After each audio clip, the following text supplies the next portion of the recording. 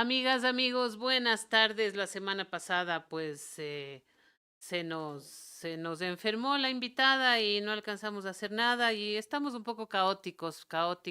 Será por algo que es el mes de las brujas o algo así, pero bueno, volvemos y nos vamos a quedar. Ustedes saben que nos quedaremos si es que ustedes quieren. Y si ustedes quieren, nos lo harán saber pues con algún super chat, con alguna aportación al, a la cuenta que sale a veces ahí en un comentario fijado o simplemente compartiéndonos. Pero claro, van a decir quién es esta señora que nos dice que le ayudemos con algo.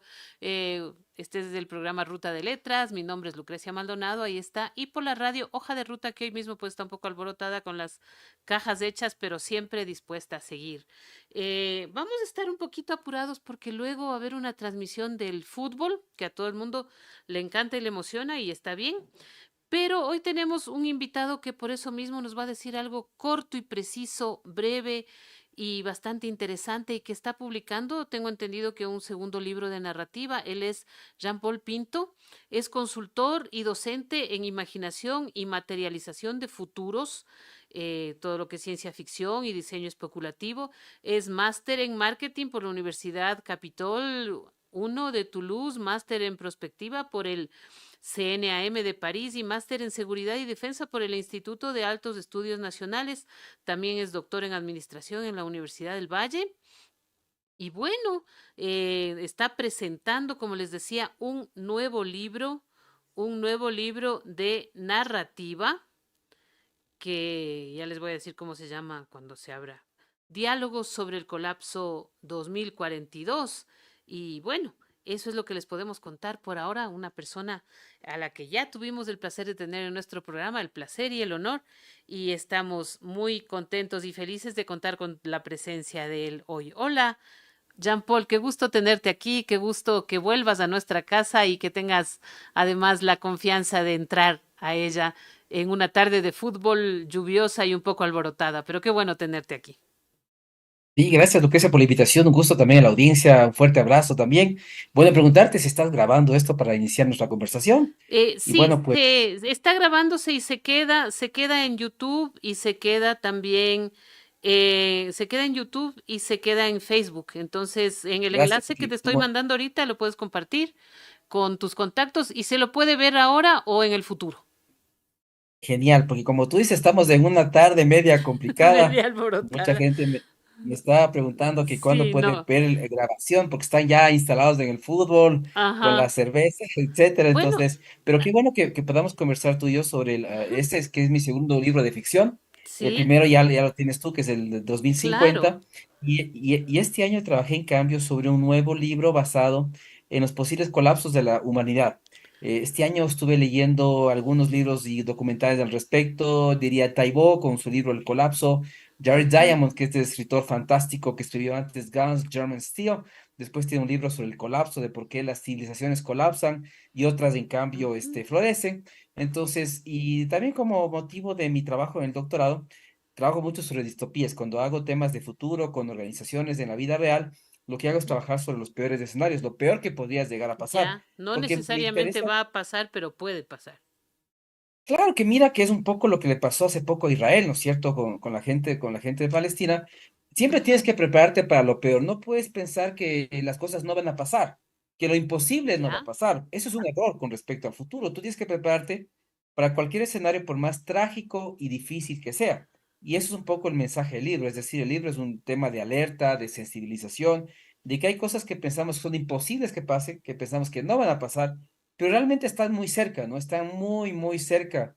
Hace poco yo vi la película también de, por ejemplo, la de Oppenheimer, ¿no es cierto? Y te das cuenta que estos temas nucleares no es que sean muy difíciles, ¿no? Y leí también un librito de Karen Follett, que es un autor norteamericano que tiene un libro que se llama Nunca, donde ujú, él te da toda la secuencia de una guerra nuclear y te das cuenta que realmente se juega nada. Las decisiones pueden ser muy banales, muy triviales, y podemos estar tranquilamente en una tercera guerra mundial en muy pocos días y a escala mundial. Entonces, el libro te plantea varios colapsos posibles, el uno tecnológico, económico, social, de seguridad, por ejemplo, y en función de eso busca sensibilizar a la gente para que se tomen decisiones para que nunca lleguemos a eso, que es lo que nos interesa, ¿no? Claro, mira, me haces acordar de una persona a la que yo conocí, de algunas personas a las que yo conozco y que me suelen decir, bueno, yo siempre pienso en lo peor que puede pasar, siempre pienso en lo peor, porque así, si no pasa, qué alivio, me dicen, ¿no?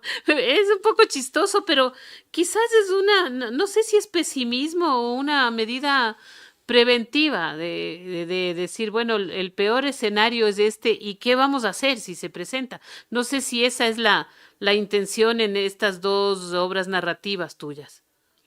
Sí, sí, sí, mira que eso también me hace acuerdo a otro libro de Daniel Kahneman, ¿no? Este israelí, ¿no es cierto?, premio Nobel de Economía, un psicólogo premio Nobel de Economía, y él tiene una Ujú, figura que me gusta mucho, que es el primordium, es decir, cuando se toman decisiones, tienes que pensar realmente en el peor escenario, porque si eres en exceso optimista, lo que estás provocando es que no dejas de identificar ciertos riesgos, además sufres de exceso de confianza de lo que podría llegar a pasar y te confías. Entonces ujú, él dice, en lugar, por eso hay que imaginar lo peor, para prepararse, ser resiliente, y en caso de que eso pase, justamente poder salir airoso de la situación que te acaba de pasar. Porque ya te digo, la gran mentira del futuro es un poco que tú pienses que hay cosas que no van a pasar, que no van a ocurrir, esto no se va a dar nunca. Y total, ese escenario imposible está a la vuelta de la esquina. Entonces, en la obra yo justamente dialogo con varias mujeres sobre un potencial colapso de la sociedad y ujú. presento estos posibles colapsos desde diferentes puntos de vista, diferentes tipos de autores, y con eso vamos dialogando, discutiendo sobre el colapso es real o no, y si se podría dar y qué tan rápido se podría dar. Y como te digo, hablamos de colapsos políticos, de colapsos de seguridad, de colapsos ambientales, de colapsos sociales, y ahí vamos recorriendo libros, películas, series, etcétera, donde se discute justamente sobre estos posibles colapsos que pueden terminar con la vida humana. Mira, por ejemplo, yo estoy pensando, ¿no? No, yo digo que no hablo de política en este programa, pero la política es parte de la vida. Estoy pensando en la revolución ciudadana, por ejemplo, en este momento, ¿no? En el partido que perdió las elecciones y que ya va por la segunda vez que pierde las elecciones con poquitos puntos de diferencia y todo.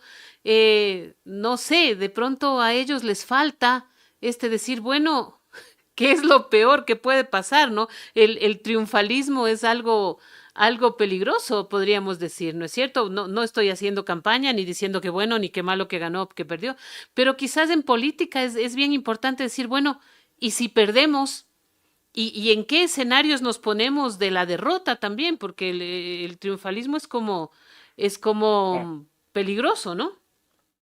mira que ahí, si pensamos de lo peor, hay una cosa que es súper clara, ¿no es cierto? Si tú ves, los candidatos siempre se han apalancado en la figura de esta persona que está en Bélgica, y el peor escenario es que realmente a él le pase algo estos años Ujú, y que esa figura desaparezca.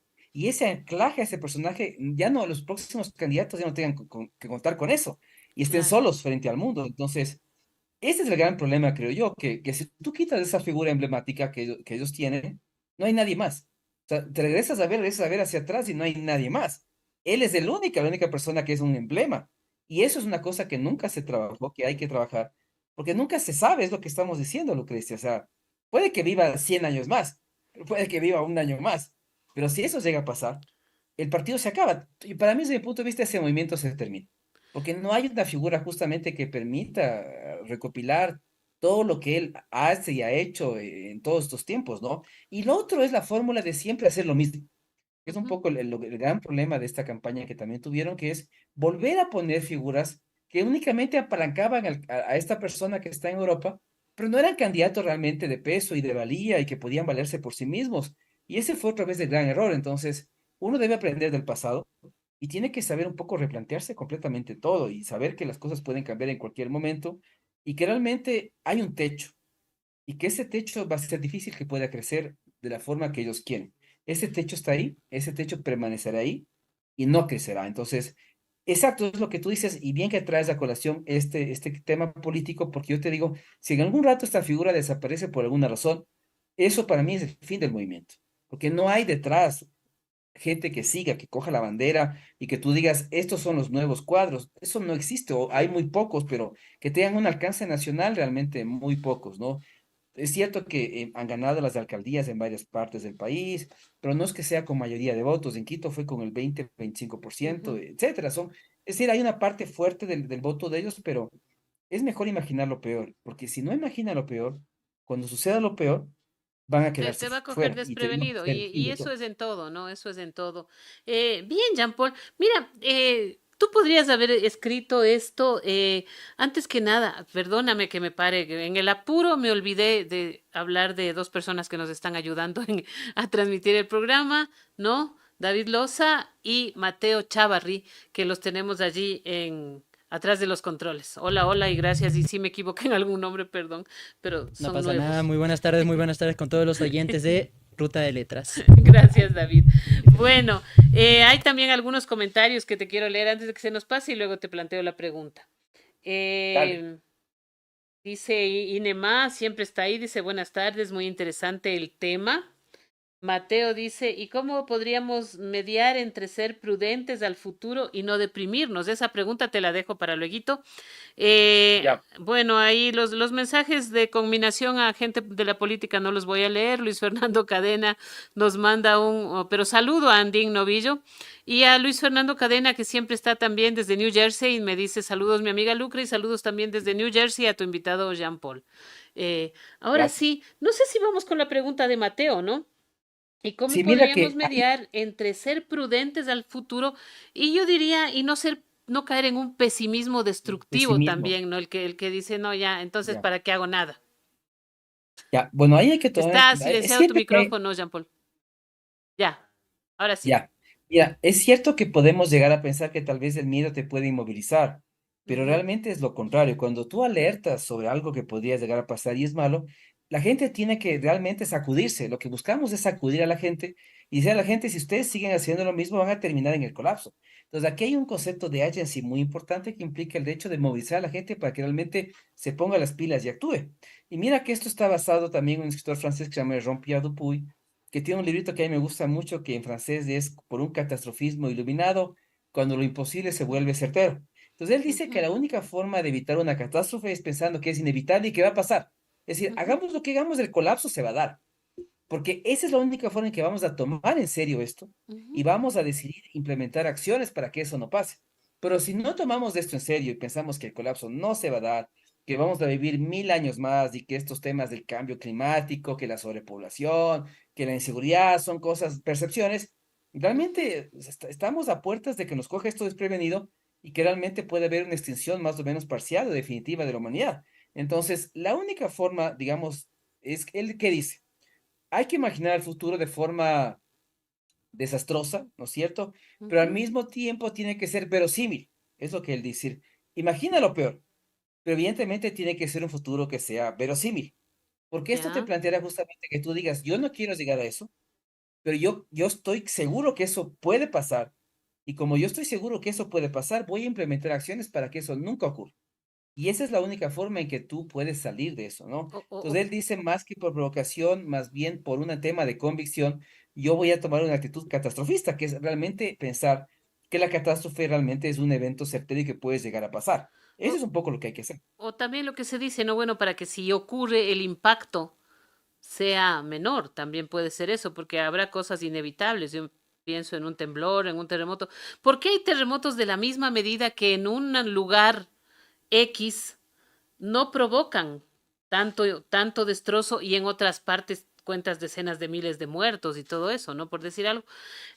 A lo que yo iba ahorita, Jean Paul, es cómo así te decidiste por hacerlo de un modo literario, ¿no? Porque esto mismo se podría escribir en forma de un tratado, en forma de un ensayo, en forma de un libro técnico, científico, Académico, sociológico, no claro. sé. ¿Qué te lleva a ti a escribir una narración? Y después vamos a hablar de este libro de narrativa en los minutos que nos quedan. Yo creo que de alguna manera es la forma en que tú puedes democratizar esto. Si Ujú, escribes un libro muy técnico, los que van a leer son muy pocos. Y va a ser un libro un poco tedioso, aburrido desde lo técnico. Así sea, yo soy un académico igual, pero yo digo, la única forma en democratizar el concepto del colapso y que la gente se interese tal vez en un potencial colapso es hacer una novela, con ujú, personajes, con una trama. Ahí en la novela tienes varios países, entonces porque yo recorro a través de, sea físico o virtual, a diferentes partes del mundo.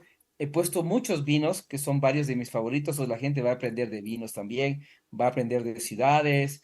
Entonces, lo hice en una novela que la gente también se pueda identificar, porque en esa novela vas a encontrar que hay colapsos de la civilización, pero también el personaje principal también tiene varios colapsos personales. Entonces Ya. va contando sus historias de colapsos personales. Y yo creo que la gente también se podría llegar a identificar con los colapsos que ha tenido en lo sentimental, en lo personal. Y eso también quería representarlo, ¿no? Como colapsos personales y colapsos civilizatorios, ¿no? Pero como te digo, hacerlo en forma de novela me parece a mí que me permite llegar a mucha más gente que simplemente un documento técnico. Ahora, mira, en esta novela que estás presentando de los diálogos o la conversación sobre un colapso en el 2042, me llamó la atención en la reseña ver cómo el protagonista enfrenta a tres mujeres que han sido importantes, ¿no? Esa voz femenina. Tres mujeres, pero no, como no hemos leído todavía el libro, tal vez nos gustaría que nos digas, bueno, ¿cuál es esa presencia femenina, esa voz? ¿Por qué tres mujeres? Y cómo se arma un poquito la trama en torno a eso. Ya, como te decía, como el personaje principal tiene sus historias de amor que terminan en colapso, un poco como que en el Ujú. libro se van contando sus diferentes colapsos amorosos que tuvo con estas mujeres que fueron importantes para él, ¿no es cierto?, que fueron parte de su vida. Pero más allá de eso, lo que es importante es el diálogo y la conversación que él tiene con esas mujeres sobre potenciales colapsos, ¿no? Sobre lo que podría llegar a pasar. Ellas a veces son escépticas sobre el colapso, pero después están de acuerdo o parcialmente de acuerdo, debate con el personaje. Y yo por lo menos preferí en el libro poner solo personajes de mujeres. En el libro el único personaje masculino es el personaje principal. Todas son mujeres, ¿no? Yo me acuerdo mi editora cuando leía el libro y me hacía cambios, me decía, pero ¿por qué solo tienes personajes de mujeres? Le dije, bueno, esa es una lección que hice yo y que quería hacerlo de esa forma porque me gusta dialogar con las mujeres, me gusta analizar, debatir y yo creo que eso está plasmado en el libro, ¿no? Entonces no sé, si ves tú la portada del libro, tienes desde la mujer real, una mujer de la vida real, hasta una mujer de inteligencia artificial. Sí, se ve Porque el allí. personaje al final lo que decide es un poco, dice, ¿qué es lo que me conviene más? No les voy a decir el final cómo es, ni qué pasa. Pero el personaje tiene que decidir entre estar con una mujer real o estar con una mujer virtual. ¿Quién le hace más feliz? ¿Quién le llena más? ¿Quién está en capacidad de hacerle más, de satisfacerle mejor? Y él a la final tiene que tomar una decisión al respecto, ¿no? Entonces, y eso también después de escribir el libro, un amigo me dice, oye, ¿por qué no te ves la película Her? H-E-R, ¿no es Claro, cierto? Donde el sí, personaje Her. principal se enamora perdidamente de una inteligencia artificial, Ujú. ¿no es cierto? Y al final se da cuenta que le decía te amo a más de 500 personas y tenía relaciones Sí, virtuales sí he con otras visto la 350 película. más. Y Es recomendable, fantástica. amigas y amigos, recomendable Sí, claro. ver la película Hair, ¿no? Que es muy interesante en esto, ¿no? Porque yo creo que ahí está, se juegan conceptos también como la ilusión, el narcisismo, pero el enamoramiento siempre es ilusión. Siempre es ilusión y siempre es decepción también. Cuando ya llegas, si llegas a compartir una cotidianidad, pues nunca es lo mismo, ¿no? Pero bueno, ese es otro tema que Exacto. nos daría Porque para tratados y tratados. María Augusta Hidalgo nos dice, Jean-Paul nos obliga a pensar, a planificar, a tratar de prevenir el desastre. Me encanta ese comentario de María Augusta Hidalgo, una querida amiga, ¿no? Bueno, Jean-Paul, ¿y por qué el año 2042? Ah, 2 y 4, mira 6 que y 2, cuando, 8, no sé. no, eso es porque cuando vemos documentales como por ejemplo Planet of Humans de Michael Moore y Home, por ejemplo, de Jean-Arthus Bertrand, que es un francés que publicó eso, proyectó en París, al frente de la Torre Eiffel en el año 2009. Ellos hablaban que máximo nos quedan de 10 a 20 años más, con suerte 20 años más, antes que Ujú. el colapso ecológico llegue acá. Y ya lo estamos sintiendo, es que no son 20 años, pueden ser hasta menos, pero los efectos graves del cambio climático van a sentirse máximo en unos 20 años.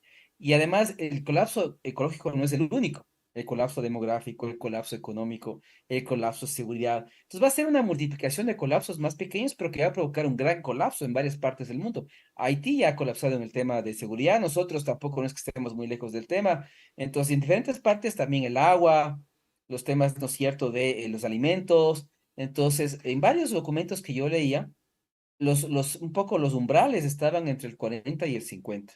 Pues por eso mi novela está en el 2042. Ahorita ya tengo una idea de cómo va a ser, porque esto es una trilogía. Este es el primer libro del colapso. El segundo libro va a ser ya el colapso como tal. Entonces voy a crear historias en diferentes partes del mundo sobre diferentes tipos de colapso y eso Ujú. lo voy a situar alrededor del año 2050 aproximadamente, en diferentes lugares, como te digo, pero eso es lo que me llevó. varios textos señalan eso, unos umbrales entre el 40 y el 50. Ya. Bueno, estaba pensando, ¿no? Estaba pensando yo en dos cosas. La primera es en este personaje controversial que se llama Alejandro Jodorowsky. Él en alguna parte, no recuerdo la cita exacta, dice, la especie humana siempre ha logrado sobrevivir. Es decir, le han pasado cosas terribles y a la larga no se ha extinguido totalmente, como no podemos decir lo mismo de los tiranosaurios, ¿no? Es decir, no ha llegado a una extinción total. De una u otra forma se las ha arreglado para que los individuos sobrantes continúen, los sobrevivientes continúen con la especie, ¿no? Y otra me haces pensar, no sé si lo conoces, en un director español, un director de películas para televisión español que se llamó Antonio Mercero. Él tiene algunas películas que están en YouTube, es decir, La Cabina, por ejemplo, un cortometraje que les recomiendo que busquen y vean porque es de un hombre que se queda encerrado en lo que había antes y ahora hay cada vez menos una cabina telefónica, ¿no? Y tiene un final aterrador esa historia. Y hay otra que se llama La Gioconda está triste, que es un poco más larga.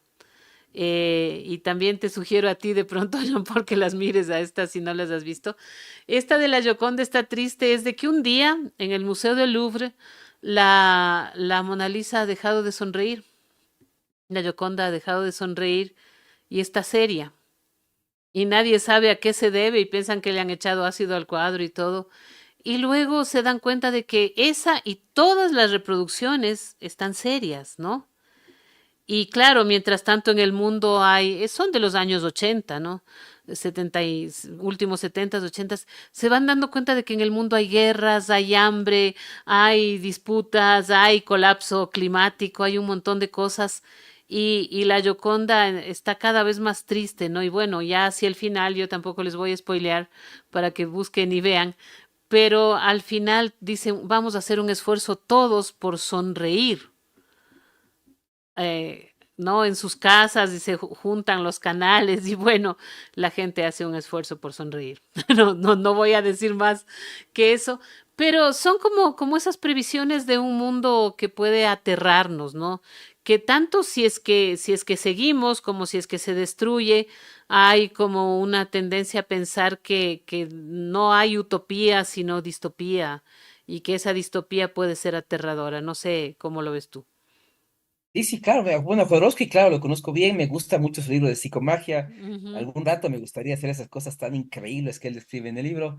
Y mira que realmente yo diría que es la primera vez que el ser humano está en peligro de extinción. Estamos ya en la etapa del antropoceno y se dice que ya iniciamos la sexta extinción masiva y que esta va a estar liderada por el ser humano. Es lo que dicen los expertos en el tema, ¿no? ujú, Entonces, y frente a eso, claro, acordarme también Nicolás Taleb con un libro que se llama Antifragilidad, donde la idea es que cada golpe que recibimos más bien nos haga más fuertes de lo que entramos cuando fuimos golpeados.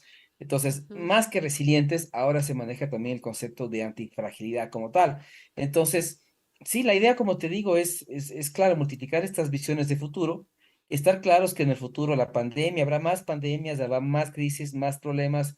Somos de una generación que tal vez vivió los últimos momentos de un país, de una sociedad que tuvo mucha bonanza, muchas cosas positivas, pero que la gente que viene atrás tendrá las cosas muy complicadas, ¿no? Cuando yo pienso en Elon Musk y en su visión del futuro, se me viene a la mente la película Elysium, ¿no es cierto? Ujú, Este millón de personas que él quiere poner en el espacio, la gente más rica del mundo, viviendo en una especie de ciudad satélite, un Beverly Hills del espacio, mientras el resto de gente estamos en el planeta Tierra tratando de sobrevivir con lo poco que queda. hechos Entonces, pedazos. estas novelas son un poco premonitorias y Ajá. son las obras favoritas de Elon Musk.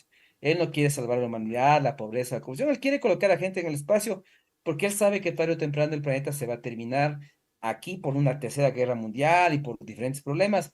Él está apostando sus millones al espacio. Y ese es otro indicio de que realmente las cosas sí se pueden terminar en cualquier momento. Bueno, mi querido Jean Paul, sé que estás un poco urgido, por eso vamos a acelerar algunas cosas, pero quiero agradecer muchísimo a Luis Fernando Cadena que nos ha dado ahí un super chat, ¿no? Eso es un super chat. o una donación. Gracias, gracias Luis Ahí Fernando, esos son muchas los gracias. aportes. Muchas gracias por esos 10 Ujú. dolaritos. Muchas gracias aquí de parte de todo el equipo de Hoja de Ruta. Y sigan ese ejemplo, si no nos vamos a extinguir primero Ruta de Letras. No, mentira. Bueno, Jean-Paul, tu libro está ya en circulación, habrá un lanzamiento. ¿Quién te lo edita y dónde se lo puede conseguir? Ya. El 5 de octubre es un lanzamiento en la ciudad de Cuenca, Ya. porque la cooperativa crea realmente un acto de filantropía, financió mis obras y eso hay que reconocerlo. Hay empresas Ujú. financieras que no solamente están haciendo plata, sino que realmente hay un apoyo claro a la cultura, un apoyo claro a la lectura, ¿no es cierto?, a los libros de la gente que queremos hacer justamente novela en el Ecuador y eso hay que reconocerlo. Entonces hicimos un lanzamiento en Cuenca el 5, en noviembre haremos un lanzamiento en Quito, yo te estaría confirmando las fechas, estamos viendo varios lugares, al menos dos en la ciudad, y el tema de distribución igual en noviembre, porque esto está sacado del horno, o sea, tú tienes realmente una de las primicias, porque esto salió del horno hace este mismo mes, hace poquito tiempo, Ya, y realmente ahorita yo tengo los libros conmigo, entonces más bien si a alguien le interesa que te deje los datos por interno, te comunicas conmigo, yo les distribuyo directamente el libro antes de que estén ya en librerías con otros costos, ¿no? Entonces, ya dentro de poco, y agradecerle también a Gabriel Cisneros, ¿no? Este amigo también que tú conoces, con su editorial claro. Acacia, que hace un trabajo también magnífico, Gabriel. Él ha sacado mis dos libros y lo seguirá haciendo porque realmente el trabajo de él es muy profesional. Así que te estaré comunicando pronto el tema de los lanzamientos que serán, como te digo, en noviembre, el tema de distribución también. El libro del 2050 está en Amazon, este sí está con mi nombre, el 2050, y el libro del colapso yo espero ya colocarlo en las próximas semanas igual. Estamos creando el formato de Kindle y también estaría para descarga, como te digo, en formato Kindle en Amazon, tanto el 2050 como el libro del colapso. Entonces ya saben amigos, pueden comunicarse con Hoja de Ruta o con Ruta de Letras en los comentarios o bueno, lo estaremos promocionando al libro en próximos programas también porque es parte de una colaboración desinteresada con nuestros amigos y con nuestros invitados y para llevar el libro a ustedes, ¿no?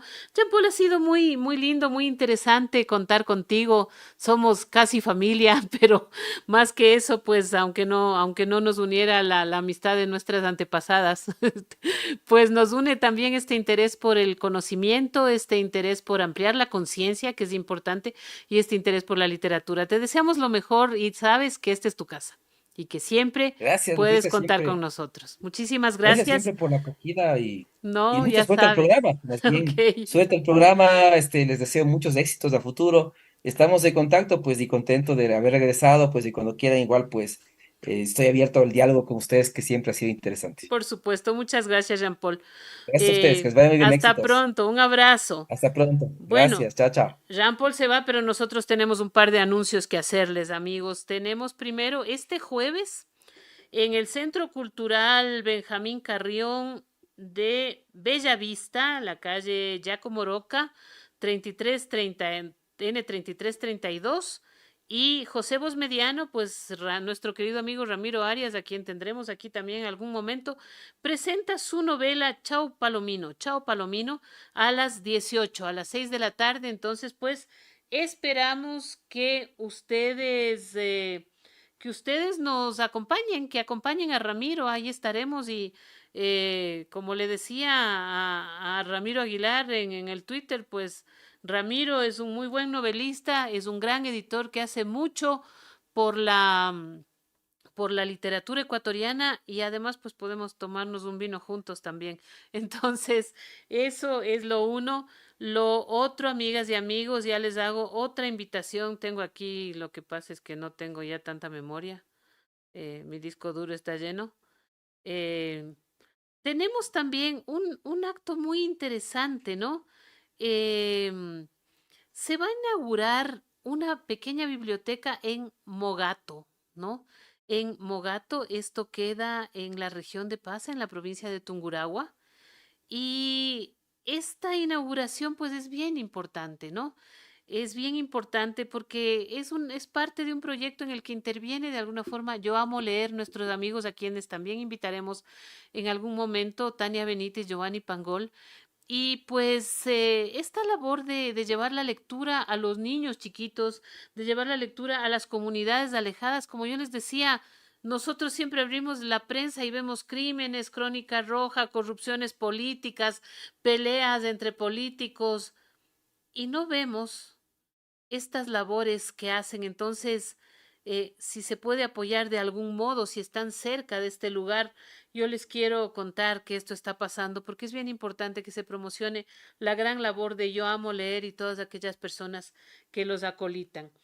Quiero agradecer también a Pamela Morales, que dice excelente tema del expositor, a Luis Cadena, que ahora ha estado súper activa y dice, realmente es fascinante el camino que toman ciertos jóvenes como Jean Paul. Eso me emociona y me da esperanza para el futuro de mi país. Qué bonito que tengamos esperanza a pesar de todo lo horrible que pasa, ¿no? Que están resucitando las momias y va a haber un apocalipsis zombie también, ¿no? Pero bueno, un apocalipsis sonso. Y David se ríe. Bueno, y de todas formas, pues, también quisiera ahora agradecer siempre a nuestro queridísimo amigo Edgar Alan García, cuya salud creo que está cada vez mejor y eso nos congratula, por enviarnos los guiños literarios que hace con Laura Montilla. Ahora pues nos va a hablar de un libro de otro queridísimo amigo Abdón Uvidia y este libro es Proyecto Dios. Entonces vamos a escuchar al querido Edgar Allan y en algún momento les mandaré un libro digital a las personas que han comentado este programa, a las que se pueda. Ya, eso sería todo y muchas gracias amigas y amigos conmigo. Hasta el próximo martes y bueno, hasta la próxima. Un abrazo desde Ruta de Letras y Hoja de Ruta Radio.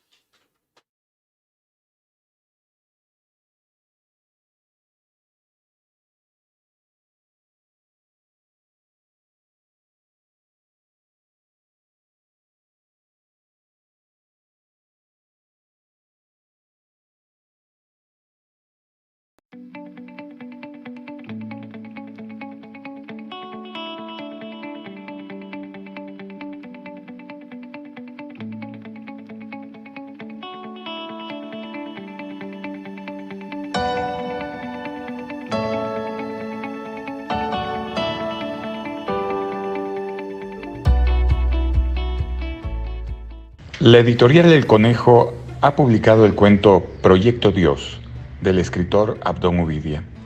En esta nueva obra el autor nos plantea, como en sus anteriores libros, Divertimentos, El Palacio de los Espejos o La Escala Humana, una reflexión filosófica y existencial en torno a los desafíos que enfrentan los humanos ante el desarrollo tecnológico y sus inevitables paradojas. La historia gira en torno al improbable diálogo entre un hombre de nuestra era y un ser de otra especie que habita en un planeta que se encuentra a 500 años luz de distancia de la Tierra.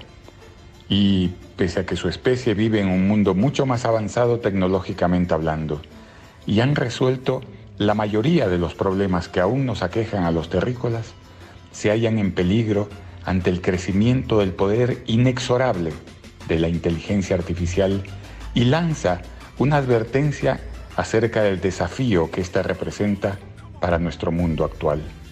Es, en suma, una lectura que nos lleva más allá de la ingenua fascinación que muchos sienten ante la irrupción de la mal llamada inteligencia artificial. Eres humano. Digamos que puedo entender a los humanos. Entonces, ¿quién eres? Pudiste preguntar ¿qué eres? Gracias. Ese quién de tu pregunta me halaga. Eres muy amable, pero eso también te lo explicaré luego. Tu condición real, si quieres llamarla así, no importa, te la explicaré. Pero debemos reunirnos en otro momento. Tu esposa viene. Debemos callar. Su voz se esfumó y solo quedó el sonido del agua que salía del grifo. Afuera, la lluvia había cesado.